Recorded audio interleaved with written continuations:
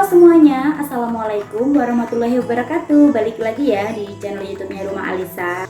Jadi di sini aku mau nge-share gimana cara aku dalam mengelola keuangan rumah tangga aku ya untuk bulanan. Nah, di sini aku mau menggunakan metode amplop. Untuk kalian yang penasaran, tonton video ini sampai habis, jangan di skip ya. Dan jangan lupa juga like dan komennya. Untuk yang baru aja gabung di channel YouTube aku, silahkan kalian subscribe, kemudian kalian nyalain loncengnya supaya kalian gak ketinggalan video terbaru dari aku. Nah, sekarang kita langsung ke videonya ya. Oke, di sini aku mau menjelaskan dulu. Jadi aku di sini nanti mau menggunakan metode amplop ya dalam mengelola keuangan. Ini di sini aku sudah menyiapkan beberapa amplop. Kalau kalian bisa lihat ini ada amplop untuk beras, amplop untuk belanja bulanan, untuk belanja mingguan, untuk susu Alisa dan sebagainya. Ini sesuai kebutuhan masing-masing ya. Tapi sebelum menggunakan metode amplop ini, aku itu menggunakan ini ya.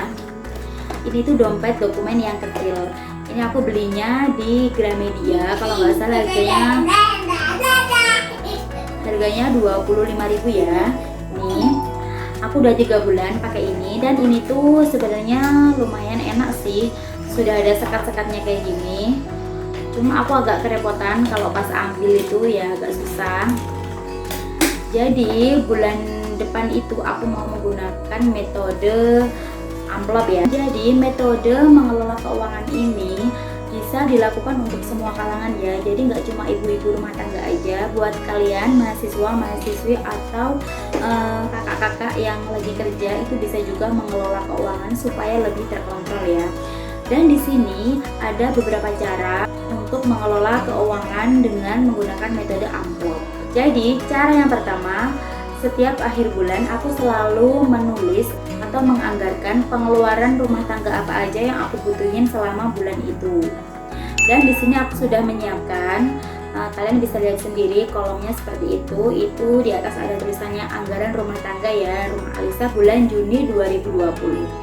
Dan di situ ada beberapa kolom. Yang pertama itu aku tulis nomor, kemudian keterangan atau pengeluarannya, anggaran, realisasi dan selisih. Kemudian yang sampingnya enggak juga nggak apa-apa, keterangan. Nah, di situ macam-macam kebutuhan atau pengeluaran aku tulis di situ. Yang pertama, aku di situ menuliskan beras ya. Jadi beras itu kebutuhan pokok yang utama. Sebenarnya aku beras itu habis kalau nggak salah 1 bulan itu sekitar 7 kiloan, tapi di situ aku anggarkan 10 kilo ya, jadi 100.000. Selanjutnya ada belanja bulanan ya, itu juga penting, dan aku menganggarkan 500.000 untuk belanja bulanan rumah aku. Kemudian selanjutnya ada belanja mingguan. Dalam 1 bulan itu ada 4 minggu ya, jadi di situ aku menganggarkan 100.000 per minggunya, jadi total 400.000. Selanjutnya ada susunya Alisa. Susunya Alisa 1 bulan itu dia habis 3 box. Biasanya nggak sampai, biasanya 2,5. Cuma di situ aku anggarkan 3 box 85. Jadi totalnya 255. Selanjutnya ada pampasnya Alisa. Pampasnya Alisa lumayan murah, dia cuma habis 55.000 aja. Kemudian ada wifi. Ini wifi aku pakai IndiHome ya teman-teman, dan ini juga nggak kalah murahnya karena aku itu barengan sama tetangga-tetangga aku ya, jadi patungan kayak gitu. Jadi 1 bulannya aku cuma habis 100.000 aja. Selanjutnya di sini ada arisan ya, aku ikut 2 arisan. Yang pertama itu arisan perumahan sama arisan desa sini. Jadi di situ aku anggarkan 180.000 ya, dan itu pas. Kemudian ada LPG sama air minum ya, di situ aku anggarkan 60.000. Kemudian ada kas dan kebersihan. Kas itu untuk kas perumahan ya, 15.000. Kemudian untuk kebersihannya murah sekali, itu ada 12.500 ya, jadi semuanya itu aku anggarkan aja 30.000. Kemudian ini pengeluaran wajib ya atau kewajiban, ini aku harus bayar cicilan rumah 1 bulannya itu 850 ya, dan ada juga cicilan BRI ya 800.000. Kemudian di sini aku tulis BBM 100.000. Kenapa cuma 100.000? Jadi ini itu untuk berjaga-jaga kalau misalkan aku sama Pak suami itu lagi pulang ke rumah ibu atau lagi mau jalan-jalan kayak gitu. Kemudian kebutuhan aku selanjutnya itu adalah token listrik. Jadi aku token listrik agak lumayan banyak ya. Di sini aku habis 300.000 satu bulannya. Dan sekalian juga aku tulis skincare aku. Jadi untuk skincare aku cuma anggarkan 100.000 ya. Soalnya setiap bulan itu yang habis ganti-ganti. Biasanya ada facial washnya aja, biasanya krim siangnya aja, atau krim malamnya saja. Jadi aku cuma anggarkan 100.000. Jadi total semua pengeluaran wajib aku untuk bulan Juni itu ada 3.730.000 rupiah ya. Dan di sini aku tuliskan dana cadangan 300.000. Nah, dari mana dana cadangan itu? Dana cadangan itu aku dapatkan dari selisih bulan kemarin ya, selisih bulan Mei. Aku ambil 300.000 untuk dana cadangan di bulan ini. Nah, kebetulan juga di bulan Juni ini aku ada arisan di ibu aku Lampung ya. Jadi arisannya itu setahun 2 kali, ada di bulan Juni sama bulan Desember. Nah, itu aku juga harus mengeluarkan 1.150.000 untuk arisan. Jadi total keseluruhan yang sudah pasti aku keluarkan di bulan 6 bulan Juni ini itu adalah 5.180.000 rupiah ya. Sekarang kita masuk ke tips yang kedua. Jadi setelah kita menerima gaji dari suami kita atau setelah kita mendapatkan gaji, jadi kita itu nggak bingung, kita harus mengeluarkan uang itu kemana, membelanjakan uang itu kemana, harus mementingkan yang mana dulu gitu ya. Jadi kita sudah punya angan-angan. Nah, di sini aku sudah menyiapkan uang dan amplop. Nah, selanjutnya uang aku masukkan ke amplop sesuai anggaran yang udah aku tulis tadi ya.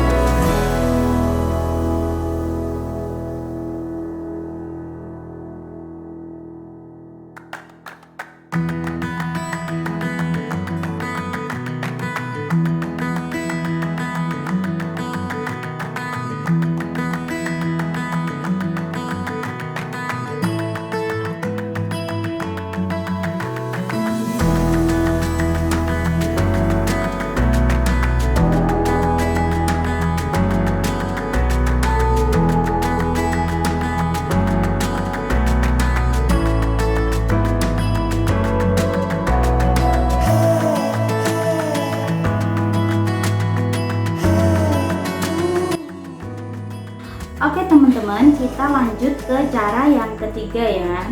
Jadi setelah uangnya kita masukkan ke amplop, ini kan kita udah tahu mau mengeluarkan untuk apa aja. Kita buat kolom lagi ya, satu lagi untuk detail pengeluaran kita selama 1 bulan. Contohnya kayak di samping ini, aku di sini menuliskan tanggal, kemudian pengeluaran apa aja dan nominalnya. Nah, itu nanti tujuannya untuk merekap setiap akhir bulan. Jadi kalau sudah akhir bulan semuanya ditotal, kita jadi tahu berapa total pengeluaran kita selama 1 bulan. Selanjutnya yang keempat, aku selalu menggunakan kolom juga untuk pendapatan ya. Jadi berapapun pendapatan yang diterima oleh rumah Alisa, itu aku selalu buatkan kolom sendiri seperti di samping ini. Di situ aku tuliskan untuk pendapatan bulan Juni 2020 ya. Aku kosongkan aja pendapatannya. Soalnya rezeki kan nggak tahu ya, biasanya ada lumayan banyak, biasanya ya sedang-sedang saja. Jadi di situ nggak aku tulis. Lagian juga ini masih awal bulan. Semoga aja rezekinya lancar terus ya teman-teman. Kemudian selanjutnya ini nggak kalah penting juga, aku selalu membuat untuk kolom pengeluaran tak terduga ya, seperti di samping ini.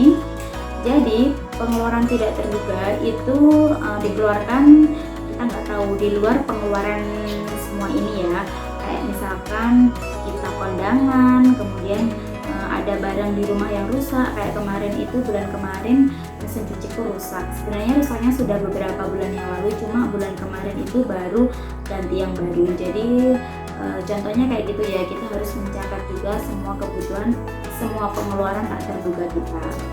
Oke, setelah kelima kolom itu tadi dibuat dan tiba waktunya akhir bulan lagi, aku selalu merekap semuanya ya. Jadi dari anggaran tadi aku jumlah, kemudian total pengeluaran tadi juga aku jumlah, total pendapatan aku jumlah, sama total pengeluaran tak terduga semua aku total. Dan untuk kebutuhan pokok yang aku tulis di anggaran tadi itu aku cantumkan realisasinya berapa.